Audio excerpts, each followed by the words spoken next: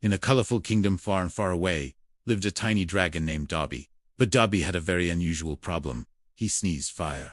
Every time he sneezed, little flames popped out of his nose. One morning, he woke up with a tickly nose, achoo. Foosh, his blanket caught a tiny spark and turned into toast. At breakfast, another sneeze burnt the toast right out of the toaster.